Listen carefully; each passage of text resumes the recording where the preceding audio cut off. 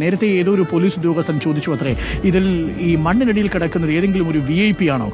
ഇത്രയും വലിയ സമ്മർദ്ദം CM-ന്റെ ഓഫീസിൽ നിന്ന് വരെ സമ്മർദ്ദം ഉണ്ടാവുന്നു എന്ന് ചോദിച്ചു. നമുക്ക് ആ പോലീസുകാരനോട് പറയാനുള്ളത്, നമ്മളുടെ ഓരോ വീട്ടിലെയും ഇങ്ങനെയുള്ള മനുഷ്യർ വെരി വെരി ഇമ്പോർട്ടൻറ്റ് പേഴ്സൺ ആണ്. അവരുടെ ജീവിതം നമുക്ക് തിരിച്ചു പിടിച്ചു കൊടുക്കേണ്ടത് സ്റ്റേറ്റിൻ്റെ ഉത്തരവാദിത്വമാണ്.